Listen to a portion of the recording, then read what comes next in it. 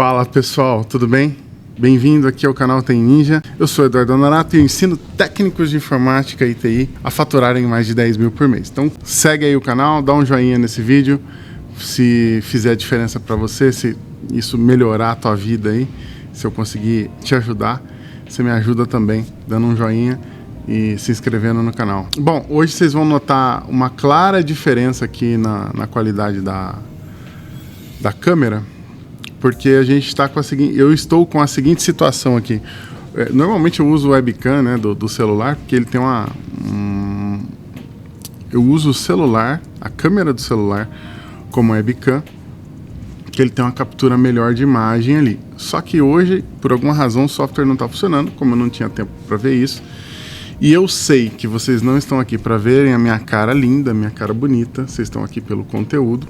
Então eu resolvi deixar isso de lado e ir direto para o conteúdo aqui para falar com vocês. Então uma coisa, nós vamos ver hoje sobre virtualização, de novo, mas é um conteúdo relativamente novo. É a ferramenta que eu passei a usar e a recomendar aqui para o pessoal por uma razão bem específica. Imagine você que o teu objetivo, né, se você chegou aqui através de algum anúncio meu, ou através de algum conteúdo, então eu explico para você sobre uma oportunidade que existe na área de TI. Então às vezes você já é um técnico em hardware, você é um cara que mexe com manutenção de computadores, ou você é um TI junior aí, você trabalha como analista nível 1 em alguma empresa, e você tem o desejo de fazer um progresso na tua carreira de TI. Então, o meu objetivo é apresentar para você uma oportunidade que vai te levar a ganhos superiores a 10 mil por mês. E eu faço isso, né, a ferramenta que eu utilizo é através de administração de redes. Então, eu ensino essas coisas aqui, como você se tornar um administrador de redes, onde você vai facilmente atingir esse ganho. E eu digo facilmente porque, assim, isso tem relação com o seu nível de skill e com aquilo que você executa. O que é o facilmente? Não é que é fácil ganhar 10 mil por mês. Eu estou dizendo que é muito mais fácil você, tendo um conhecimento maior e atuando numa área que é mais bem paga, que é essa área, como Network Admin, você poder faturar isso ou mais, né? Como é o meu caso e como é o caso de outras pessoas que eu ajudei. Então, hoje nós estamos aqui para falar o seguinte. Qual que é a situação? Não tem como a gente fugir de virtualização hoje em dia, tá? Então, a virtualização, como eu já disse em outras ocasiões, ela serve para duas coisas. Primeiro, fazer o reaproveitamento do seu hardware. Então, você pega... Hoje é muito comum você ter um hardware que ele é subdimensionado para executar algumas funções do sistema operacional. Então, às vezes, se você pegar um sistema operacional de servidor e colocar ele num único servidor físico, geralmente você vai estar subutilizando aquilo ali. Ou, muitas vezes, você vai estar dentro de um único sistema operacional, né? Você instalou lá um Windows Server, uma única instância do Windows Server, e você coloca todos os serviços da sua rede para rodar dentro desse servidor, né? Sem separação de funções e tal. Isso pode ser um problema. Você pode estar desrespeitando algumas melhores práticas e hoje, né, através da virtualização, você consegue melhorar isso, otimizar o ambiente, às vezes com um custo muito baixo. E antes eu fazia o uso da ferramenta da VMware, que é o VMware SXI. Eu gosto bastante do VMware SXI, eu acho ele simples, eu acho ele funcional, eu acho que ele dá muito pouco problema. Só que o que aconteceu? A VMware, ela foi adquirida por uma empresa chamada Broadcom, e a Broadcom mudou a política do hypervisor dela. Então, antes o VMware SXI, ele era gratuito. Lá no passado, ele era pago. Então, era só VMware SX. Ele era pago, então você tinha que, né, uma versão paga lá do VMware SX. Depois ele passou a ser gratuito. Ela começou a distribuir o hypervisor gratuitamente. É claro que a licença gratuita era uma licença que tinha algumas limitações, né? Por quê? A VMware, ela oferece uma ferramenta chamada VMware vCenter, que é onde você controla vários equipamentos com SXI. Então você pode criar ali um cluster, você pode criar alta disponibilidade, esse tipo de coisa. Geralmente com a ferramenta do VMware vCenter, né? E o que acabou acontecendo foi que ela deixou que o VMware SXI ele deixasse de ser uma ferramenta gratuita e passou a cobrar por ele, então voltou a ser pago. Como o nosso público-alvo, né, muitas vezes são pequenas, de pequeno e médio porte, não significa que aquilo que você aprende aqui você não possa ir para um atendimento de uma empresa de grande porte, é que normalmente, como você vai trabalhar como consultor, você está começando uma equipe, ou você, às vezes, é um analista, um consultor independente, você não vai dar conta de atender um ambiente grande. Não que você não possa prestar consultorias em grandes ambientes. Você pode, mas eu estou falando aqui de público-alvo que você vai acabar atendendo, né? Pequeno, médio porte. Então você vai chegar lá, você vai dar uma reestruturada e geralmente as licenças para você gerenciar ambientes maiores, né, elas são bem grandes, são bem caras. Então, para você comprar a solução da VMware para implementar num ambiente, você vai gastar uma grana que geralmente as empresas de pequeno e médio porte não estão ainda habilitadas, né? Então, o que eu fiz? Eu passei a utilizar, né, a ferramenta da Microsoft, que é o Microsoft Hyper-V. Então nós vamos falar dele aqui hoje, vou ensinar vocês a fazer um setup inicial com o Hyper-V, para que você comece ali ou no seu ambiente de testes, ou de repente já em algum ambiente em que você queira atuar, esteja começando, você já pode fazer e considerar o Hyper-V. Então, o Hyper-V da Microsoft, né, ele é a ferramenta que você pode usar a ferramenta integrada ali ao Windows Server, que é o que nós vamos fazer, nós vamos instalar o serviço. E o porquê disso?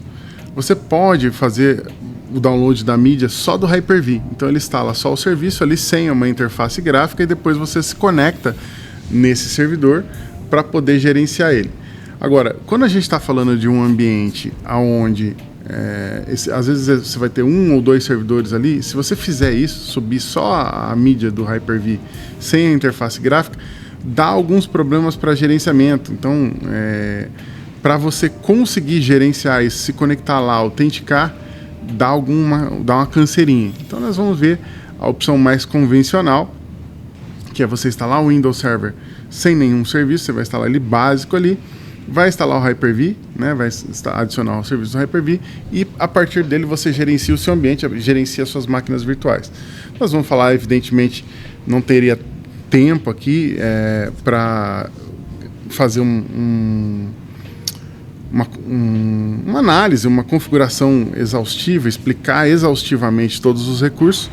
Nós vamos falar do básico, né? Como você criar uma máquina virtual, como que funciona a questão das redes virtuais, como que funcionaria ali a administração básica da interface, mas nós vamos fazer isso de uma maneira que você fique apto, pelo menos, a criar a sua máquina virtual inicial ali, configurar o seu setup inicial, o seu ambiente, e poder fazer uso já desse recurso do Microsoft Hyper-V.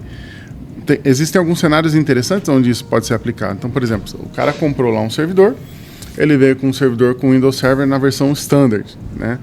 A Microsoft permite que você crie, com a versão Standard do Windows, 2 instâncias virtualizadas de servidores.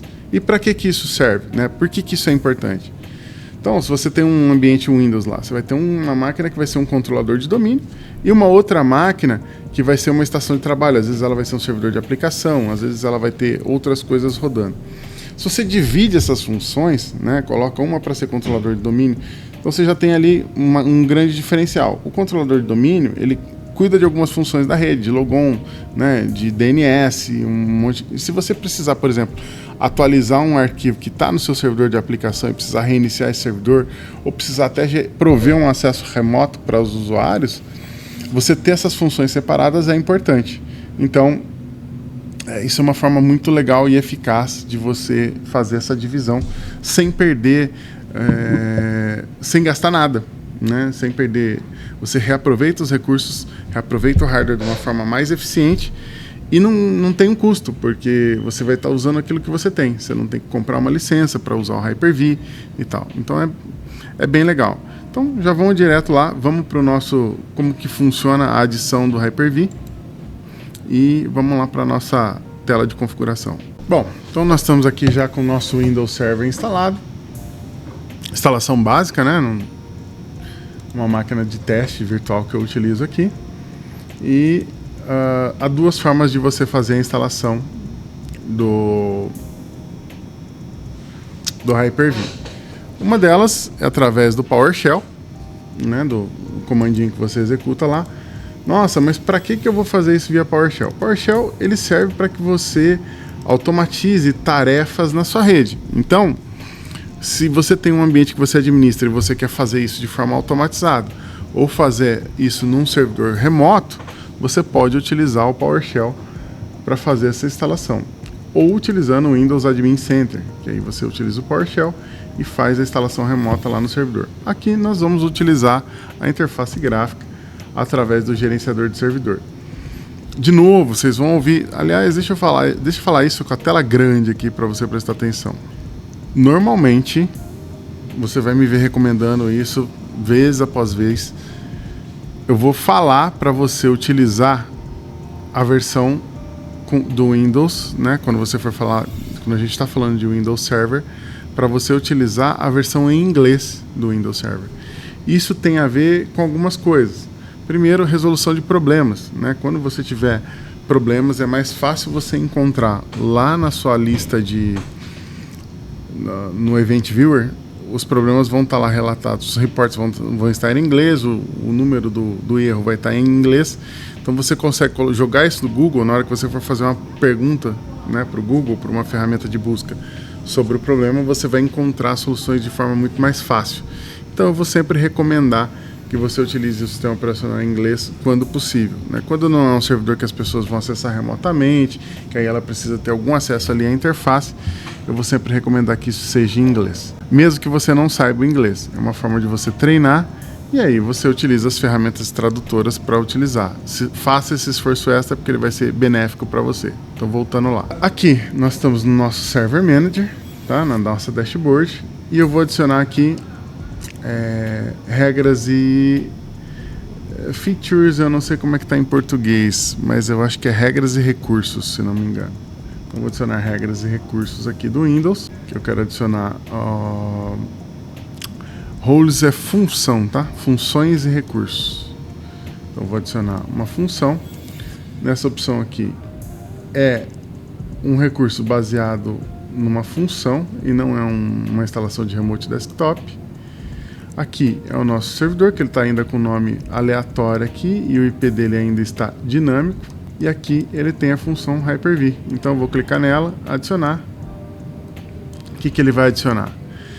Ele vai adicionar o serviço do Hyper-V, né? Ele vai adicionar o módulo do Hyper-V para PowerShell, que seria para você administrar o Hyper-V via PowerShell. E vai adicionar a GUI aqui, né, que seria a interface gráfica, as ferramentas de gerenciamento da interface gráfica. Vou adicionar. Legal. Ótimo que ele deu essa informação aqui. Ele está me dizendo que o Hyper-V não pode ser instalado porque esse processador ele não tem as capacidades de virtualização requeridas. Então, o processador, para que o Hyper-V seja instalado, ele precisa ter recursos de virtualização ativados nele. Então eu não fiz isso na minha máquina virtual aqui, eu já vou trocar isso e a gente vai corrigir o problema, sem erro até aqui. Só que quando você está, por exemplo, fazendo isso aqui numa máquina física, então você instalou lá no seu servidor físico, pode ser que o recurso de virtualização esteja desativado. Então o que você teria que fazer num servidor físico? Você teria que ir lá na sua BIOS, ativar a virtualização, o recurso de virtualização, voltar e fazer a instalação de novo. Então ele não deixa instalar quando não tem a virtualização por hardware ativada. Então eu vou fazer isso aqui e a gente já tenta de novo. Bom, pessoal, deu uma canseira grande aqui.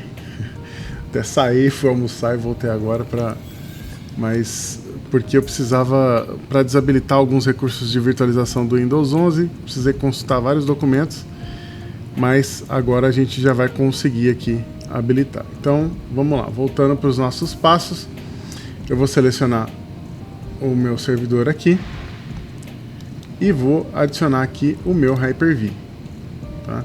Agora ele já não deve mais apresentar o erro, tá vendo? Passou direto aí.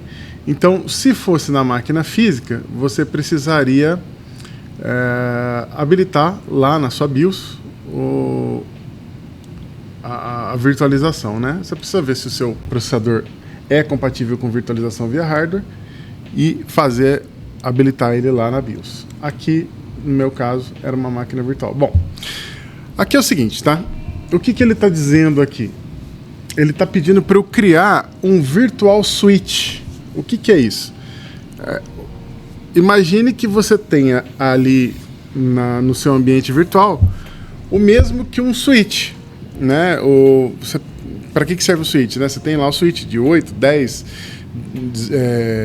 8, tem o pequenininho de 5, de 8, tem o de 16 portas, tem o de 24 portas, de 48 portas.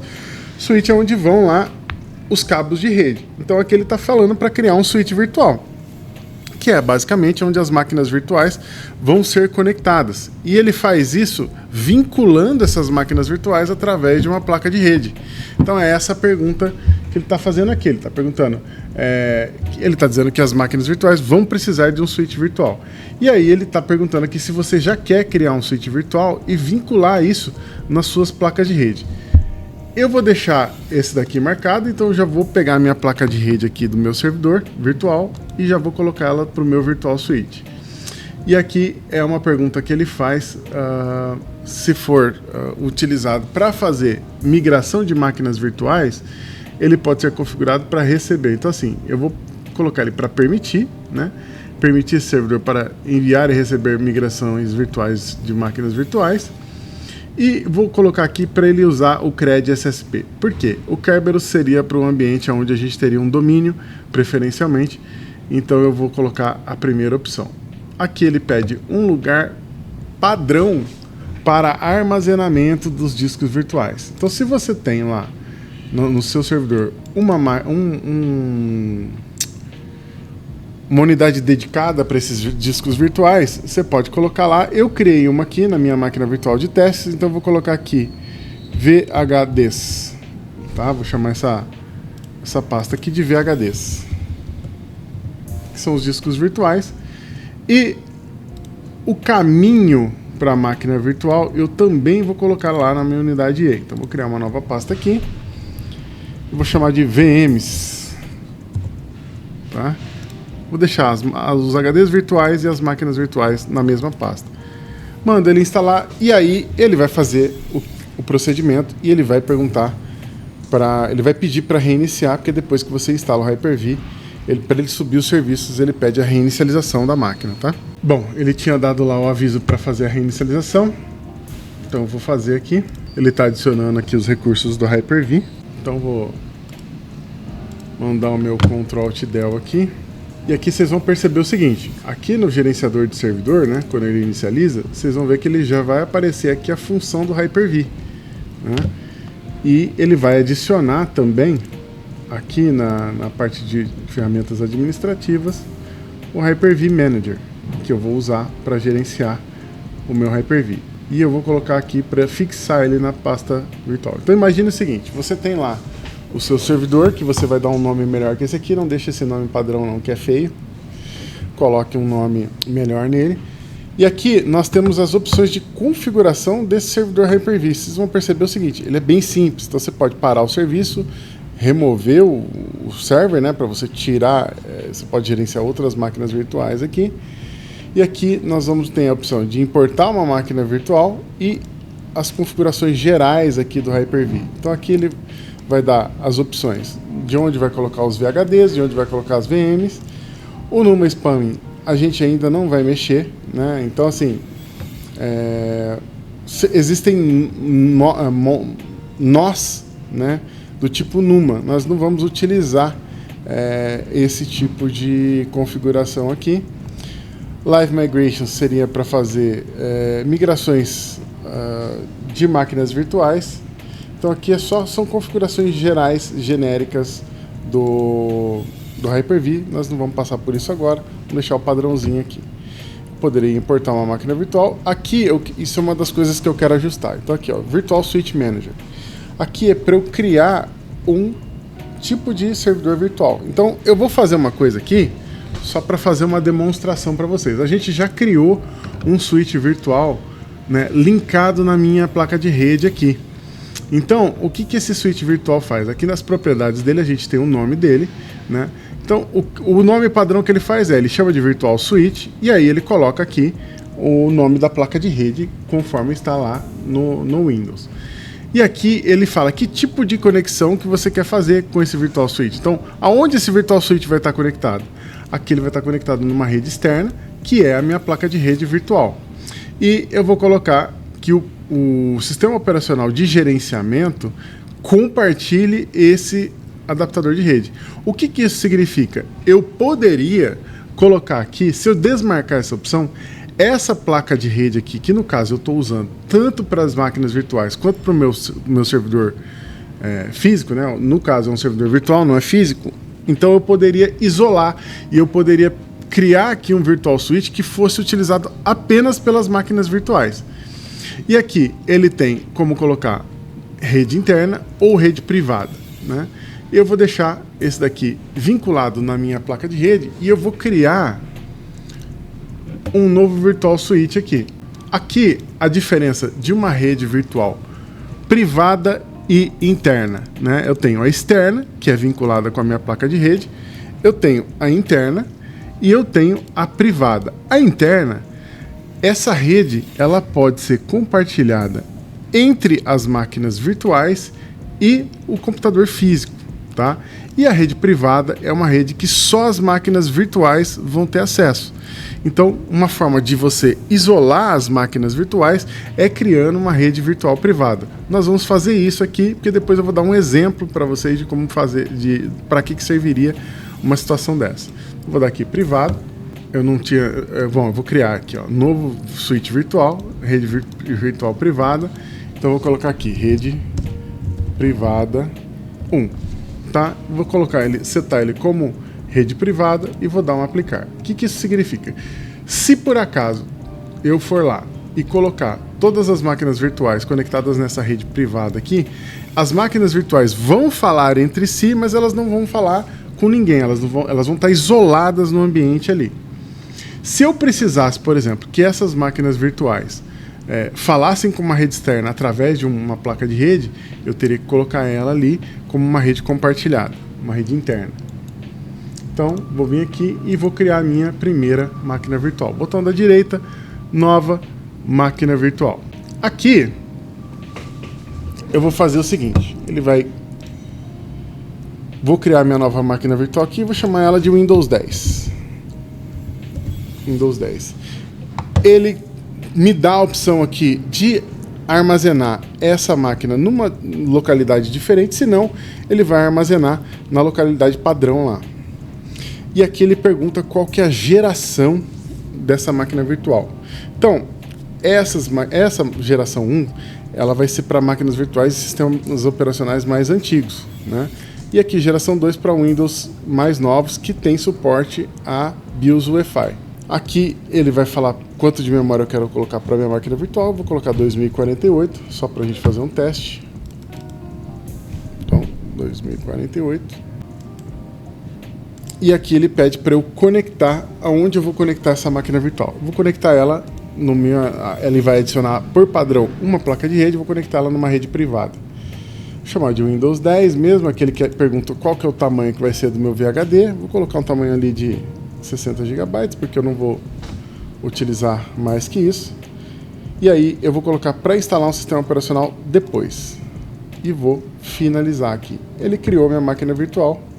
E eu já percebi que eu escrevi errado o nome da máquina virtual. Eu escrevi Windows aqui, é Windows, né? Só renomeei ela aqui. A máquina virtual está desligada, eu posso me conectar a ela. E aí, aqui eu posso iniciar essa máquina virtual. E aí eu vou trabalhar dentro dessa máquina virtual exatamente como se eu tivesse dentro de uma máquina física, só que eu vou operar ela virtualmente. Eu vou baixar um Windows aqui para a gente fazer uma instalação do Windows nessa máquina, só para vocês verem rapidinho como que funcionaria. Bom, pessoal, já fiz a cópia aqui da minha mídia, né, do Windows. E aqui eu vou fazer a minha instalação do sistema operacional. Agora, olha só.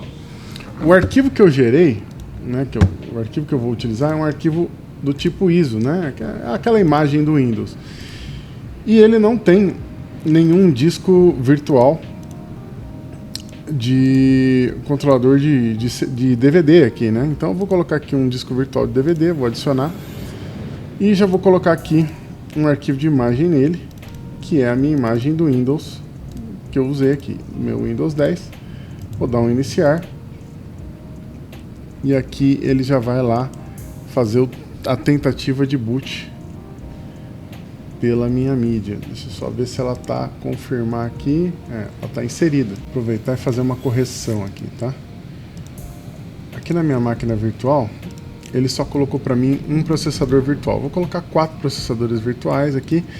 Se eu quiser, eu posso reservar uma porcentagem do processador aqui para ela. Vou desabilitar o Secure Boot e minha ordem de boot aqui, eu vou colocar para cima o meu DVD drive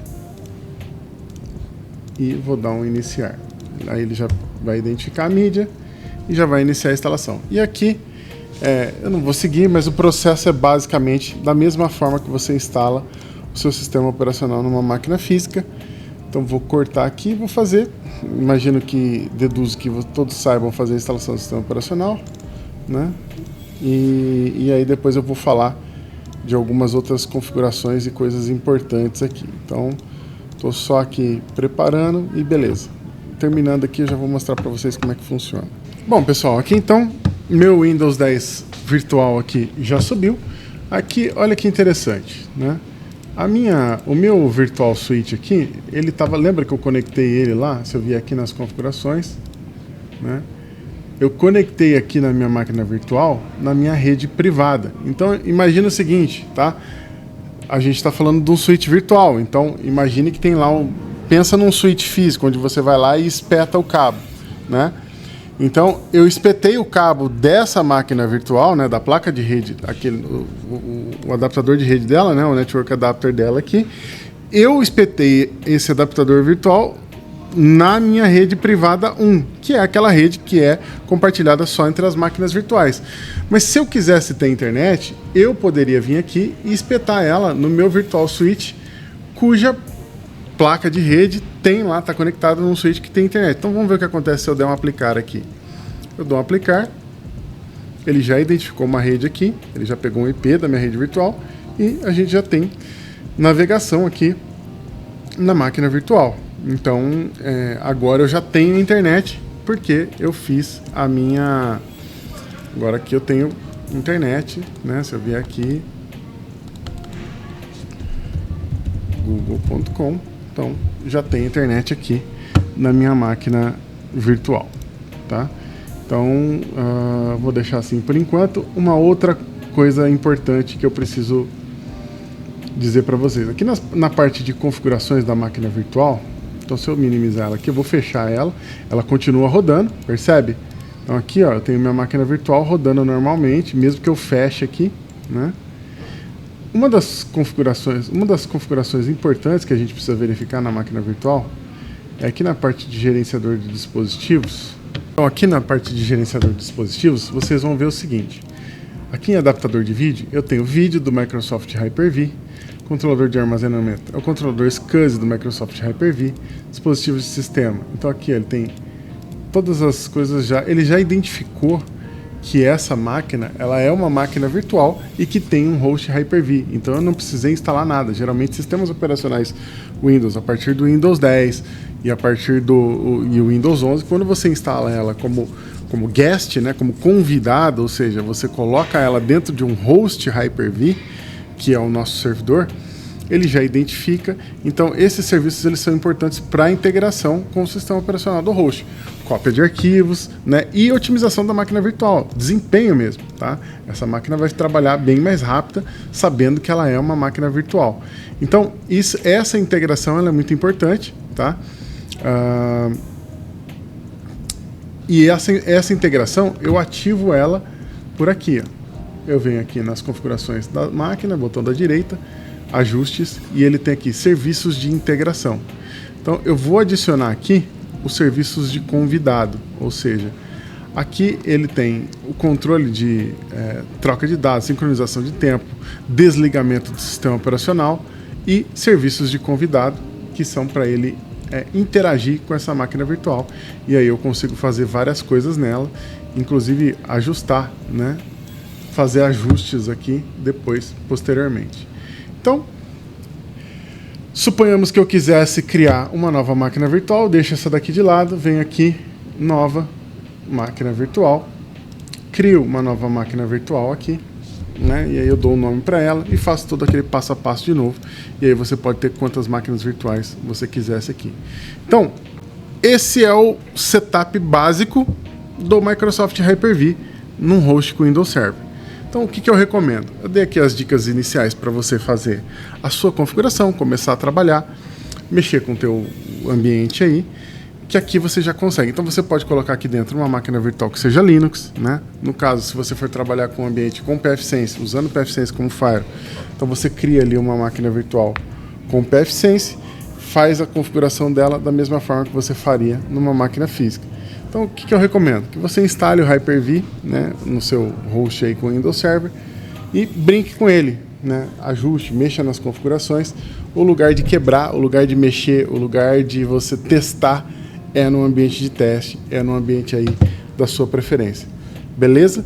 Bom, eu espero que essa configuração tenha te ajudado. Espero que você consiga e que você siga os passos para ir melhorando aí. E até a próxima. Não se esquece de dar um joinha aí, né? Dá um like, se inscreve no canal e nos ajuda com o algoritmo do YouTube. Um abraço e até a próxima.